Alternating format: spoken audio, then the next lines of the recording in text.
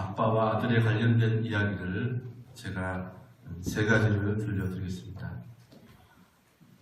아마 여러분 많이 들었을 겁니다. 근데 이 이야기가 주는 의미가 뭔지 생각해 보면서 들어보시기 바랍니다. 첫째 이야기는 목욕탕에서의 일입니다.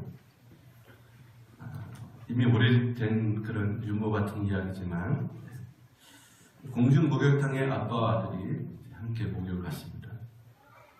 아빠는 뜨거운 탕에 들어가면서 하는 말이 시원하다 이렇게 얘기를 합니다. 어린 아들이 묻습니다. 아빠 정말 시원해? 그럼 시원한 거 알고 한번 들어와 보려. 아빠 말 듣고 이 아들이 그 뜨거운 탕에 들어갔습니다. 물이 뜨겁죠. 이 아들이 깜짝 놀라면서 뭐라고 말했는지 여러분 잘 아시죠? 세상에 믿을 액서 하나도 없다고 이렇게 얘기를 했습니다. 자, 두 번째 얘기는 수영장에서 이야기입니다.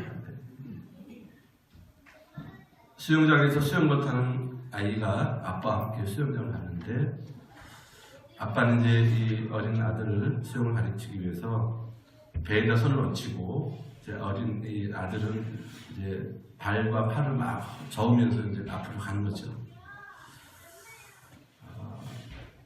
이제 어느 날 이 아버지가 그 배에서 손을 놓고 살짝 보니까 이 아들이 그냥 손을 안 받쳐줘도 혼자서 막 헤엄치며 나가다는 것이죠. 아빠가 아들에게 물었습니다. 너 무섭지 않았니? 아니 하나도 안 무섭습니다. 왜 그러니? 아빠가 옆에 서서 든든히 계시는데 뭐가 무서워요? 이렇게 얘기를 하더라고요. 자, 세 번째는 이 자전거 이야기입니다. 보통 이제 자전거 배울 때 아빠한테 많이 배우잖아요. 보통 아빠들이 뒤에서 잡아줍니다. 그리고 막 달리죠. 어느 순간 이제 아빠가 슬그머니 손을 놓습니다. 이 아들이 앞으로 쭉 나가는 거예요.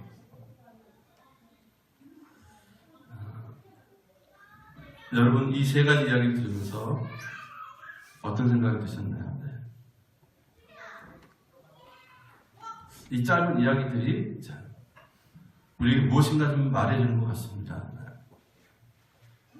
그것은 우리가 세상에 살면서 많은 두려움들을 겪게 됩니다. 놀라는 일도 많이 생기고요. 어떤 때 제일 두렵고 어떤 때 제일 놀라게 됩니까, 여러분?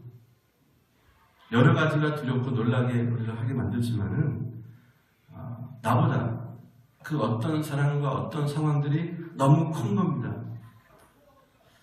그래서 상대적으로 나는 작아 보이고 부족해 보이고 보잘것없이 보일 때 우리는 두려움이 몰려오기 시작합니다. 예를 들면 골리앗 같은 경우 이스라엘 군인들이 그 엄청난 골리앗을 보고 다 모두 두려워 떨었습니다. 왜? 나보다 엄청 크기 때문에. 가나안에 들어간 이스라엘 백성들 눈앞에 가로막고 있는 엄청난 크기의 여리고성을 보고 다들 주눅이 들었습니다.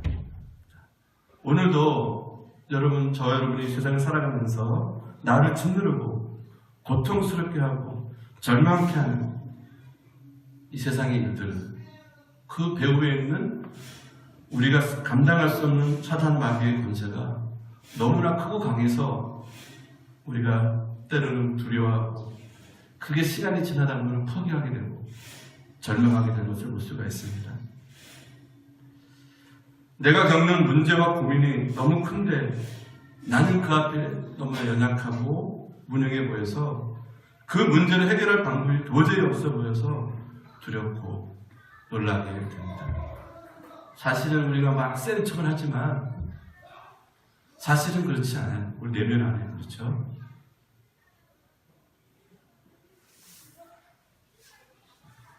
또한 한 번 실패하면 그 실패난 때문에 두려운 마음이 들게 되어 있습니다.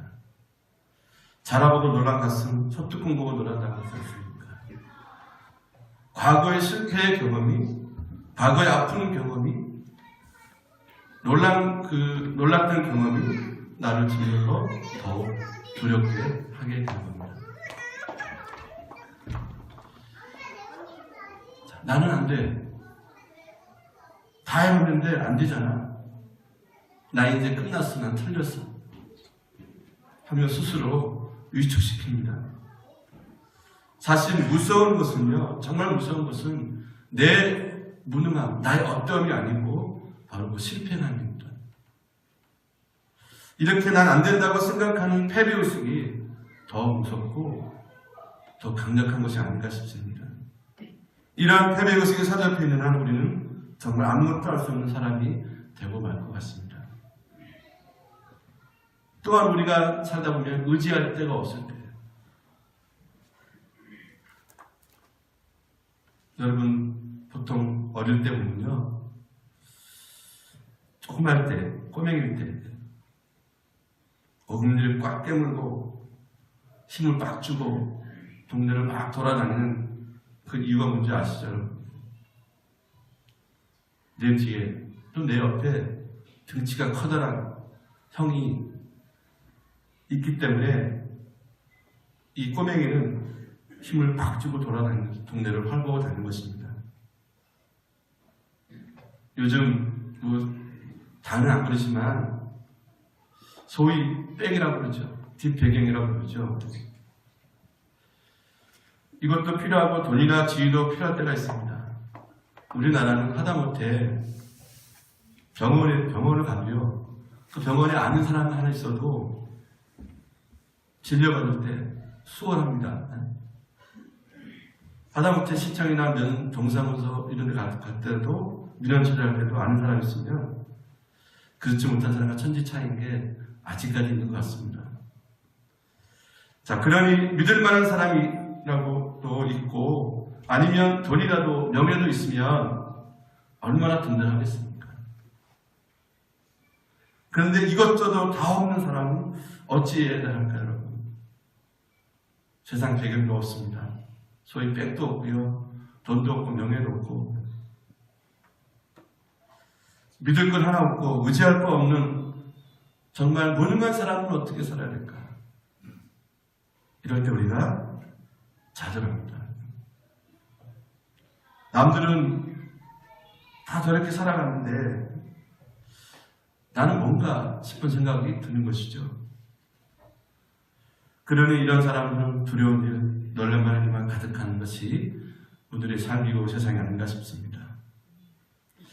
그런데 오늘 본문에서 우리 하나님은 우리가 그러한 상황에서도 절대 놀라지 말고 두려워하지도 말할 이유를 설명하고 계십니다. 아무리 내 앞에 있는 문제가 나를 짓누르고 고통이 크고 무서워 보여도 두려워하지 말고 내가 아무리 큰 실패를 경험할 할지라도 무서워하지 말고 아무리 믿을 것, 의지할 것 없는 존재를 할지라도 놀라지 말 것을 말씀하고 있습니다. 그 이유를 말씀해 주고 있습니다. 그 첫 번째 이유가 오늘 본문 8절 9절입니다. 우리 함께 읽도록 하겠습니다. 8절 9절 시작.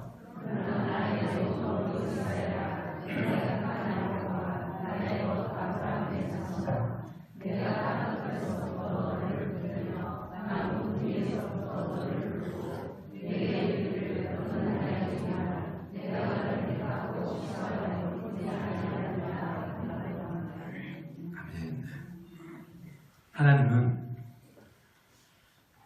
우리를 한번 택하시면 싫어서 버릴 일이 없다라고 말씀하고 계십니다.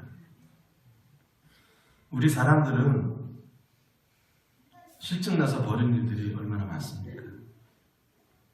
어떤 물건을 사면 살 때는 너무 좋아서 기뻐하지만은 세월이 지나면 이제 실증이 나버립니다. 예를 들면 우리가 이사를 할 때 참 고민을 합니다. 이걸 버릴까 말까. 버리자니 아깝고 그냥 가자니 별로 쓸모없는 것 같고 이럴 때 안 버리면 언제 버리나. 집만 같은 생각이 들 때가 있습니다. 어떤 아파트에서 이런 안내 방송이 있었다고 합니다. 주민 여러분, 집에 쓸모없는 것 없지만 버리기 아까운 물건이 있다 그러면 다 가지고 나오십시오. 어려운 이웃에게 전달하게 해주겠습니다. 이런 방송이 나왔다고 합니다. 그랬더니 주부들이 뭔가 하나씩 이제 끌고 나옵니다. 그때 가지고 나온 것이 뭔지 아십니까, 여러분? 다들 남편들 하나씩 끌고 내려오더래요. 부인이 보기에 남편이 집에서 쓸모없는 것 없지만 버리기는 아까운 것 같은 것 같습니다. 물론 농담이긴 합니다만요.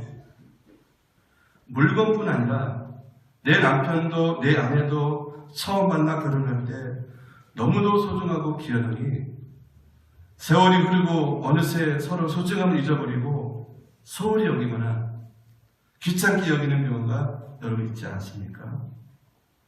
그래서 서로 불편함이 생기면 언제든지 언제 그랬듯이 정말 버리는 일들이 얼마나 많습니까? 여러분, 이것이 사랑이에요. 이렇게 사람은 얼마든지 서로에게 실증이 나고 내버리고, 심지어는 교회도 하나님도 버리는 일들이 있지 않습니까? 여러분, 살아오면서 그런 경험들을 한번 해보셨을 거예요. 사람들에게 배신당하고 버림당하고 이용당하고. 그래서 여러분, 사람은 의지의 대상이 아닙니다. 믿음의 대상이 아니죠. 오직 하나님만이 믿음의 대상이고, 사람은 우리가 용서하고 사랑할 대상밖에 되지 않습니다. 오늘 성경 말씀은 사람은 그렇고 세상은 그렇지만 하나님은 절대로 그렇지 않다라는 사실을 말씀해 주고 있습니다.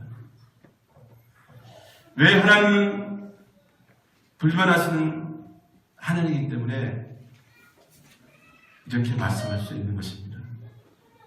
세월이 흐르고 상황이 조금만 바뀌어도 어느새 변해버리는 우리들, 카멜론처럼 상황에 따라 얼마든지 바뀌고 서세수를 부리면서 신이나 믿음은 헌시장처럼 내버리는 사람들,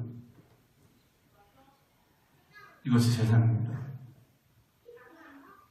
그러나 우리 하나님은 세월이 아무리 많이 흘러도, 몇백 많이 흘러도, 아무리 상황이 바뀌고 시대가 바뀌어도 절대로 변하지도 바뀌지도 않는 신실한 하나님이시기 때문인 것입니다.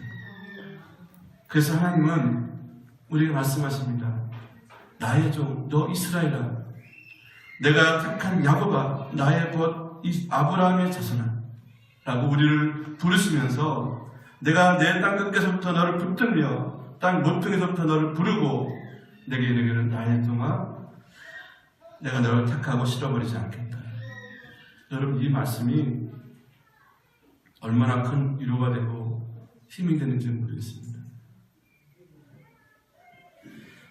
나를 불러내고 택하신 우리 하나님이 한 번 나를 택하셨다면 그 어떤 일이 있어도 나를 실증내거나 싫다고 버린 일이 없으시다. 여러분, 이것은 우리가 부모의 마음이라고 여러분 다 이해하실 겁니다. 자식이 뭔 짓 해도 너는 내 아들, 내 딸 아닙니까? 그러니 이런 하나님이 내 곁에 계신데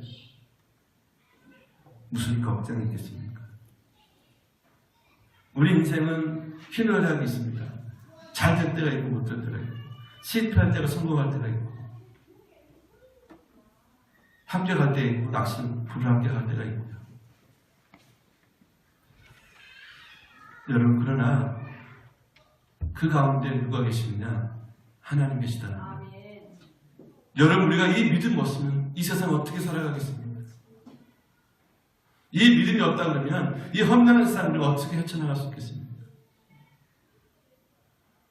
그러니 여러분, 하나님의 손 놓지 마시기 바랍니다.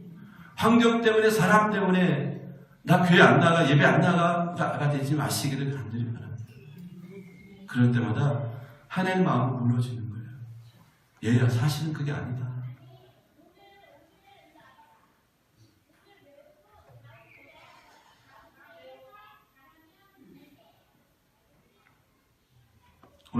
본문 10절을 말씀을 한번 보시면 여기 5가지 약속이 있습니다.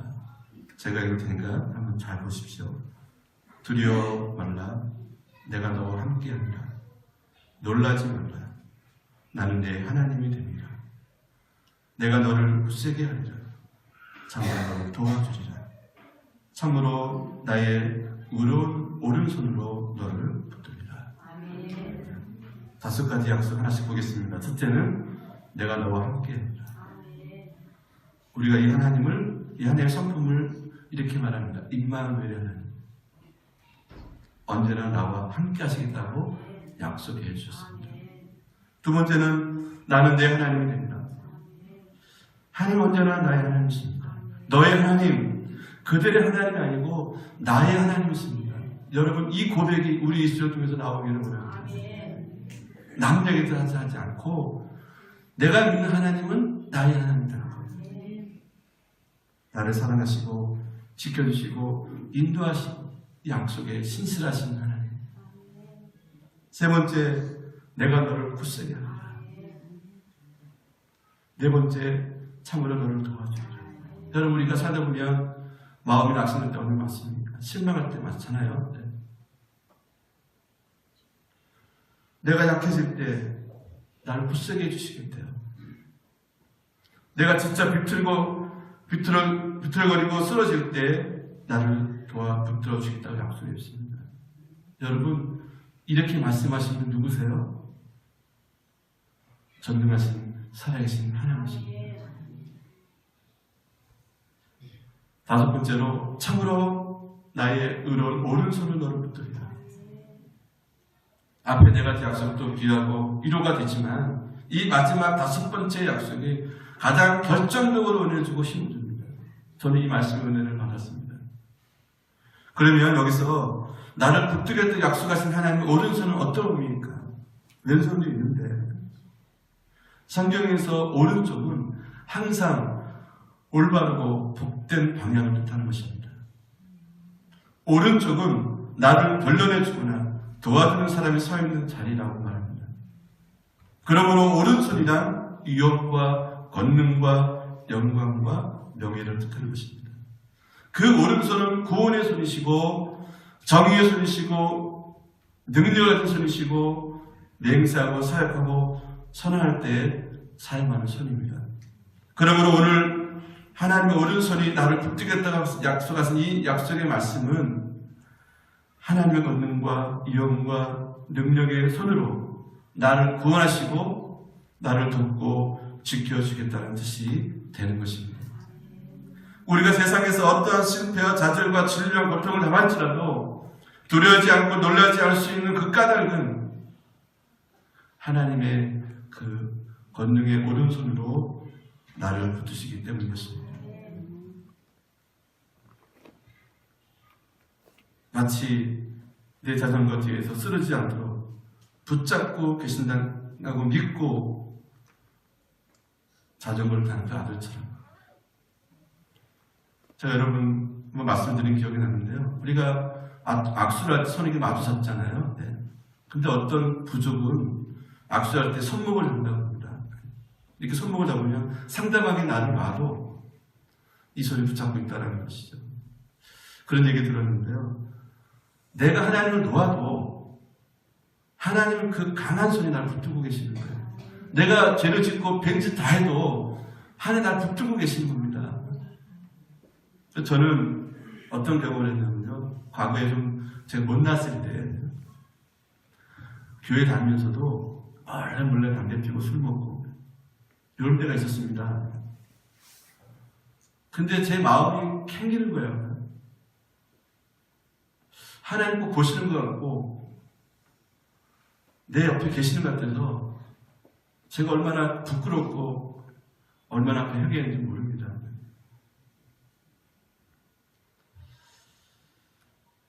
사랑하는 성도 여러분, 보이지 않으시는 하나님이시지만 뭔가가 나를 붙들고 계십니다. 여러분, 이것을 우리가 볼 수 있고 느낄 수 있으면 참으로 좋겠는데요. 여러분, 아마 한번 더 보실 것 같은데 제가 스크린에 하나 그림을 보여드리겠습니다. 제가 중학교 때인가 고등학교 때인가 좀 기억이 안 나는데요. 아마 여러분 한 번쯤은 보셨을 거예요. 이 사진의 이야기가 전해지는 내용은 뭐냐면, 어느 사진사가 차를 타고 가면서 하나님 제게 예수님 얼굴을 보여주세요. 그러자 그 마음 안에 그런 음성이 들렸답니다. 들판 한번 사진을 촬영해봐라. 이제 그것은 눈이 군데군데 녹은 들판이었다고 합니다. 이 사진사는 그 음성에 순종해서 사진을 찍었고 집에 들어와 산상을 해보니까 거기에는 예수님이 인자한 모습이 찍혔다는 겁니다. 저는 이 이야기가 사실인지 아닌지 잘 모르겠습니다만요. 그래서 여러분, 이 사진이 진짜 예수님 얼굴이라고 저는 이렇게 믿으라고 말씀드리고 싶지는 않습니다. 하지만 문제는 이 사진을 제가 처음 봤을 때 친구들이 그렇게 얘기합니다. 야, 이 예수님 얼굴 맞다 막 얘기를 하는 거예요. 근데 저는 아무리 뜯어봐도 예수님 얼굴 보이지 않았습니다. 희고 검은 얼룩이로 되어 있지 예수님이 절대로 보이지 않는, 그래서 뭐 이게 코다 눈이다 수염이다 이렇게 설명해도 저는 처음에 못 알아봤습니다. 여러분 보이시나요? 네. 그런데 그 중에 한 친구가 농담처럼 저에게 한마디 던진 것이 제 마음의 못을 박았습니다. 야, 이건 믿음이 있어야 보이는 거야. 믿음이 있어야 보인다. 나도 믿음이 없는 것인가? 정말 그런가 싶어 마음이 좀 그렇더라고요. 그래서 정말 하나님 나도 좀 이것을 보여주게 해주십시오라고 기도를 얼마나 했는지 모릅니다. 그러던 어느 날 이 그림이 갑자기 보여지는 거예요. 예수님 얼굴이 거짓말처럼 너무나 갑자기 한순간에 분명하게 보이더라고요. 얼마나 기뻤는지 모릅니다. 여러분 안 보이는 분도 계실지 모르겠는데요. 너무 신경 쓰지 마십시오. 그림은 그냥 그림이고 믿음과는 아무 상관이 없습니다. 하지만 저는 그때 이 일을 겪으면서 한 가지 중요한 사실을 깨달았습니다. 그것은 뭐냐면 믿음의 눈이라는 거예요. 대상이 어떻게 됐든 간에 믿음의 눈이라는 것이 정말 중요한 사실을 깨달았습니다. 비록 이 그림이 믿음과는 관계 있는 것은 아니지만 그림은 그릴 뿐이지만 정말 중요한 것은 내가 어떤 눈을 가지고 있느냐는 거예요. 영적인 눈, 믿음의 눈을 가지고 있느냐. 성경에 보면은 엘리야의 눈이 있습니다. 모세의 눈이 있습니다. 다윗의 눈이 있습니다. 예수님의 눈이 있습니다. 사도 바울, 스데반 이 눈들에 대해 성경을 소개하고 있는데요. 그 중에 두 사람만 소개해드리면 엘리야 같은 경우 이방 선지자 850명과 850대 1로 지금 영적인 싸움을 싸우는데요. 사람들은 850대 1입니다. 근데 엘리야의 눈은 그 너머에 계신 천군 천사를 보내주신 하나님의 그 천군사를 보게 됩니다. 믿음의 눈으로 본 거예요. 근데 사람들은 그것을 보지 못합니다. 실제로 그 천군 천사들이, 수많은 천군 천사들이 850명의 이 선지자들을 부끄럽게 하고 엘리야를 승리케 해줬습니다. 그때 보인 눈이 엘리야의 믿음의 눈입니다. 또 우리가 잘 아는 스데반 같은 경우 예수를 전하다가 돌로 맞아 순교합니다. 그 순간 돌에 맞으면 얼마나 아픕니까? 피가 철철 나겠죠. 믿음의 눈으로 하늘을 보니까 하나님의 영광과 우편에 서 계신 예수님을 보게 된 겁니다. 늘상 앉아 계신 예수님이 벌떡 서시는 거예요. 스데반을 순교하는 모습을 보고 죽음의 공포, 돌에 맞는 그 아픔. 여러분 정말 이 순간이요, 저도 맞아볼 때 경험했지만 안 아픕니다. 웃음이 나와요. 기쁩니다. 그래서 스데반은 넉넉히 순교했습니다. 믿음의 눈으로 영광의 주님을 바라봅니다. 자, 여러분, 지금 이 순간도 나를 붙들고 계시는 하나님의 오른손을 볼 수 있다면 우리는 어떤 일도 두려워하거나 놀라거나 걱정할 필요가 없습니다. 여러분, 믿음의 눈을 가지십시오. 영적인 눈을 뜨시기 바랍니다. 그저 시시콜콜한 사람의 이야기들, 사건의 이야기들 때문에 그 크신 하나님, 그 존재의 하나님을 여러분 저랑 평가하지 마시기 바랍니다. 여러분을 보실 때 교회가 시시해 보이고 목사가 시시해 보여도 믿음 눈으로 보시면 그 가운데 하나님 계십니다. 그것 때문에 시험 들지 마십시오. 그것 때문에 여러분 신앙생활을 포기하지 마십시오.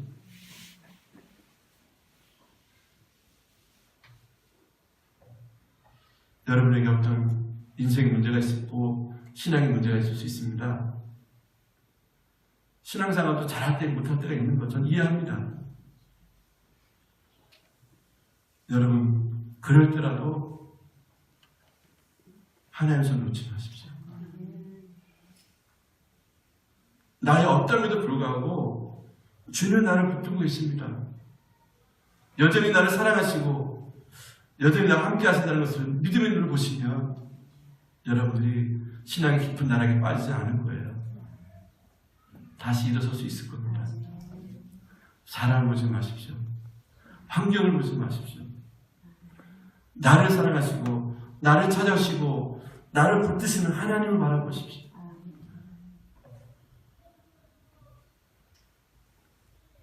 자, 그렇다면 어려울 때, 힘들 때, 좌절하고 절망할 때, 짐이 무거울 때, 내 앞에 가로막고 있는 벽이 너무 높아 보일 때 주저하지 말고 여러분 그냥 외치시면 됩니다. 그런데 그냥 외치지 말고 내 손을 들고 여러분 한번 기도해 보시기 바랍니다. 이거 그냥 손이 아니라 하나님이 그 의로운 오른손이 나를 붙들고 있다는 그 손을 들고 우리가 외치는 겁니다. 이렇게 외치는 겁니다. 사무엘상 17장 45절에 다윗이 골리앗 앞에서 외치는 것처럼 내 앞을 가로막고 있는 너 골리앗아, 남들은 내 모습이 크고 무섭다고 하지만 나는 두렵지 않다. 너는 그 큰 몸짓과 칼과 창과 단창으로 나오지만은 나는 나를 붙들고 계신 만군의 여호와 이름으로 내게 가노라. 너 골리앗아, 너는 넘어질지어다. 반드시 쓰러지게 되어 있습니다. 내 앞에 서 있는 저 견고한 여리고서나 내 손을 붙잡고 계시는 하나님이로 명하노니 너는 무너질지어다. 아멘. 여러분, 무너지지 않았습니까? 나는 짓누르고 고통스럽게 하며 절망케 하는 마귀 사탄 권세야. 내 힘이 아닌, 내 능력이 아닌, 내 손이 아닌 나를 붙들고 계시는 전능하신 하나님 이름으로 명하노니 너는 물러갈지어다.